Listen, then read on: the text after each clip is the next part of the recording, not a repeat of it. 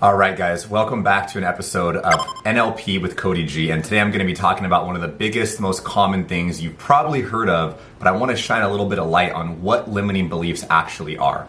And to preface this is going to be a lesson on neurolinguistic programming and how to understand where these beliefs come from, how to identify them, and most importantly, how to change them. Now, I want to preface this with, these are usually concepts that I teach in my certification class. It's about 120 hours long. And this episode's probably going to be less than 10 minutes. So it's going to be a very chunked up, condensed version, but I want to give you guys an introduction to it at least, especially for those of you that have heard of this and don't really know what a limiting belief is, but you may have heard that term kind of thrown out. So first off, we have two parts of our mind. We have the conscious mind and we have the unconscious mind. The conscious mind is our decision maker. We're doing things all day that really consists of things happening on autopilot. Our subconscious mind is taking over. If I think like, oh, maybe I should text my friend right now, that's me consciously thinking about it. But then on the other side of that, if you were to go and like kind of reflect on, man, how come I haven't reached out to this person? Your subconscious mind is the reason for that because you're not consciously thinking of doing so. Now, limiting beliefs, they're a collection of different like ideas, opinions, thoughts that we have of ourselves, of who we are, and oftentimes who we're not. What do limiting beliefs do? They prevent us from taking action on a certain thing. Oftentimes you're gonna hear a limiting belief being something like, I can't do this. Someone else is more qualified. Number one, so all beliefs, anytime a person has a negative belief about themselves, that belief was first a limiting decision. So I want you guys to realize that. In NLP, we teach a principle called cause and effect. Are you living at cause? AKA, are you in the driver's seat? Are you responsible for what's happening? And more importantly, responsible for the change that can happen? Or are you living at effect, which oftentimes we call the victim mode? And you may hear people say things like, you know what, I am the way that I am, or it is the way that it is. This is how I was born. I can't change it. If you don't like it, leave, accept me or leave. And there are people that are very closed off to any sort of change. Realize that first, that instead of calling it a limiting belief, call it a limiting decision, because you made a decision to decide to believe that belief. I'm gonna say that again. You made a decision to decide to believe that belief.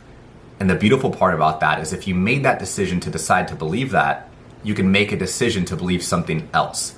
And you might be thinking, Kody, I definitely didn't make any decisions of what I can't do that limit me in life. You're right, you consciously didn't, but at the unconscious or subconscious level, you did at one point in time. Oftentimes we hear things growing up, like let's say that our parents struggled financially and we hear things like, money is very hard to come by.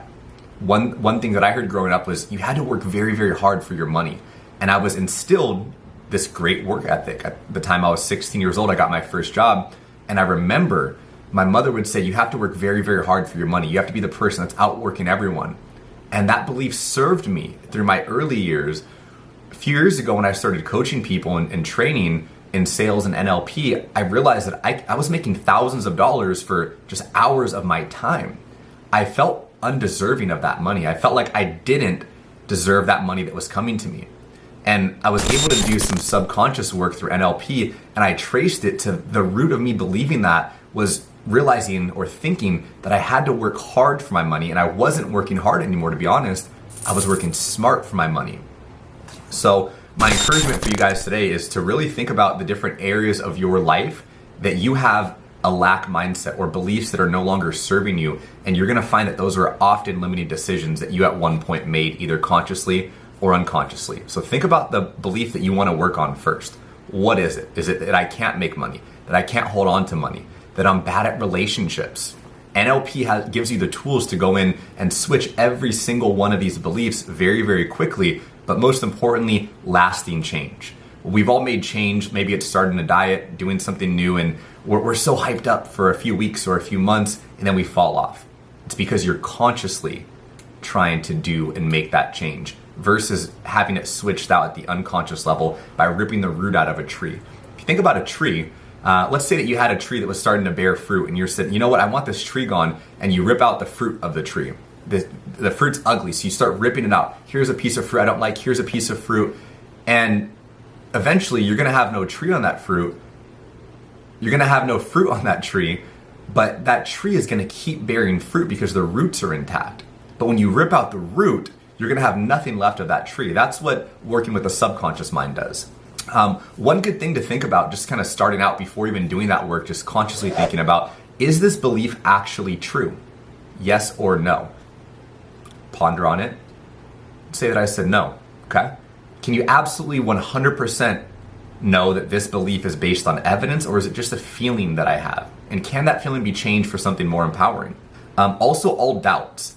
All doubts are limiting decisions. Now, similar to beliefs, doubts about oneself were, at some point, again, preceded by a limiting decision to doubt that. And what we ask in NLP is, when did you decide that? So if I were to tell someone, hey, I'm just bad at relationships, when I want to work on with my coach, an NLP coach would oftentimes ask, when did you decide that you were bad at that? And what is that doing? It's putting that person back at cause to say, well, I guess I don't know when I decided it. Then I would ask, but at one point we can agree that you did decide that, right? And the other side of that is that person says, no, I didn't decide that. That wasn't me. I had nothing to do with it. It's going to be very, very hard to get that person to change because they're living at effect. Also, comparisons. This is one thing, especially with social media, that I think is prevalent more than ever. We see everyone else's life and their skill set and their highlight reel, and we compare ourselves to them. So when a client in NLP gives us a comparison, like, I wish I could make more money. All I really want is a better life. I'm not good enough. I'm not as qualified as that person. This is also a limiting decision, which I would ask, when did you decide that? Start with number one. All I want is a better life. What does a better life look like? What is your evidence procedure, is what we call it in NLP, for having a better life? Better than what? What does your life look like now, and what does the better life look like? Most people, they say these kind of filler things, and they wonder why they don't reach their goals because it's so chunked up. It's so ambiguous. What does a better life mean? We do these sort of meta model questionings that are chunking down to actually get very specific. So in NLP, you learn how to go very high up and chunked up to stay focused, but you also learn how to go very, very granular and almost ask therapeutic style questioning. Another important thing that we like to focus on when it comes to limiting beliefs or limiting decisions is what's called secondary gain. And what secondary gain really is, if you think about it in the context of what else are you gaining or benefiting from holding on to this idea. And I remember, I'm going to use an actual story from myself. When I first got into the church, we were asked to pray for people a lot within the church. And I went to men's prayer every Tuesday morning. We would pray for people. We'd pray for a group of men with whatever they were struggling with. And man, I remember for the first probably like 8 months of me doing this, before I would ever start to pray, I'd say, hey, I'm kind of new at this, just so you guys know. And there came a point one time where I said, I'm actually not that new at this. Like, why am I saying that? And what I identified was that secondary gain that I had from holding on to that belief or that idea or that thought that I'm new at this was that if I didn't pray good or if I didn't sound good, I was able to blame it on that. So I'd preface it with that. And so oftentimes we do these things, and what it stops us from doing is shining our light bright. We're dimming our own light. Most times what I find is that I've worked with a lot of people in sales specifically and in NLP context, and what I find is that I think we have this belief that I'm gonna be so arrogant, I'm gonna be braggadocious, and 99% of the time, what I found is that the real issue people have is not shining bright enough or not wanting to make someone else seem inferior, so we hold ourselves back. And it's that lack of confidence. So through my journey of learning NLP, my confidence has skyrocketed, and it's not in that cheesy sense of I walk in the room and just start talking to everyone, but my confidence in who I am, because I'm, again, ripping out these roots that don't serve me. And if I have a belief like I'm no longer, or I'm not worthy, I'm not good enough for this, I'm bad at relationships, I'm not good at making money, these things hinder our confidence. So when you can go and take those out, the way that you do life changes on all fronts. What we really need to focus on when it comes to this is, what is this costing you in your life? You holding on to this belief, what is it costing you? I train and teach people the psychology of ethical selling. And oftentimes I hear where people say, and keep this in mind, in life it's far less about the strategy you need and far more about the mindset you need to actually make that strategy come to fruition. You probably heard mindset is super important, but when you learn NLP, you understand why it's so important and how to utilize that mindset to create change consciously and subconsciously. So what I find is that oftentimes in a sales context, people would say, I have these beliefs that sales is just pushy, sales is greedy, it's manipulative if I try to get someone to say yes. And when we really think about that, if I were to ask someone, what is this belief costing you?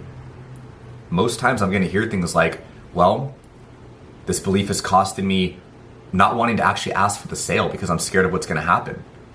Not allowing my product or service to benefit people like it should because I'm scared of some made up belief that I think, that this belief of selling that I've held on to that's not actually selling. So I teach people how to switch those beliefs, and as a practitioner, you learn how to switch these as well. If you want to actually register, I teach a free workshop. As of right now, it's going to be once a month. You can go to virtualnlpevent.com to sign up for this, or if you want to get trained and certified for my upcoming practitioner program, message me on Instagram or send me an email. You're going to have all the info in this bio here. Another important thing to think about is when you actually have a negation. So when the client gives a negation such as, I don't make the kind of money I'd like to, or I'm not lovable, I won't ever be a success. The root is likely a limiting decision, which again, we can ask, when did you decide that, to start to work and chunk down so that person can think about and consciously work through that issue. We as human beings, we store information usually in one of 5 ways. VACOG is the acronym: visual, auditory, kinesthetic, olfactory, or gustatory. So most times we're visual beings. We store images visually. So if someone says like, I'm not good enough, there's a high likelihood that person has a visual image of them not being good enough. Maybe it's when they were in 2nd grade. If we were to go back subconsciously, we'd find it might have been when they did a presentation that no one clapped at, or when they spoke up and everyone looked at them weird, or when they tried super hard in a relationship and it failed. They have these images. So if we can start to paint these submodalities, what we call them, here's just a very quick example that we have what's called submodalities. And it's, you think about, you hold this image visually, and I want to ask you guys actually, let's do like a little interactive concept here. So think about the image of you not being good enough, or you lacking confidence, or let's actually go with you having confidence. If I were to say right now, think of you having confidence, what does that look like? Some people may have a picture of them on stage, of them maybe asking for a guy or girl's number, of them closing a sales call, of them walking into a room and just having charisma and smiling at everyone. But here's the issue: when someone can't paint that picture, what we can start to do is change the submodalities. And so if I were to say, you have that picture, is it bright or dim? It's pretty dim. I'd say, okay, let's brighten that picture up. Okay, and is that picture you have, is it near you or is it far away from you visually when you actually see it in your mind's eye? People speak in visual terms like, I just can't see that working out. I would ask that person, is it clear? Or do you want to add some clarity to it? And we can start to actually change the submodalities that this person stores this information in that helps create change. And we can start to work in the same process that we do. It's called releasing a limiting decision. With working with someone's timeline, we can release this stuff, and we can release emotions, we can release decisions. And oftentimes what it does is it's like putting a soft reset on someone's life. You get to start to do life over again in the sense of your emotions that you've been holding on to forever. We have a gestalt of emotions from the time that we were born all the way until now. We release those and we clear it up, and it allows that person to soak in life in a new way, almost like a sponge. So if this is stuff that interests you guys, without going too deep into it, what I'd love for you to do is, if you find that this is just calling you, that you want to actually help your clients with this stuff, or you want to uncover these things so you know where to find your own limiting beliefs and how to let them go, it would be my pleasure to train and certify you. You'll be a board certified neurolinguistic programming practitioner once we go through this course. I teach classes live in person and also virtual through Zoom. So if this kind of stuff geeks you out like it does for me, it would be my pleasure to be your guide along this journey. Message me the word NLP and I'd love to get you started. Have a great day. Bye-bye.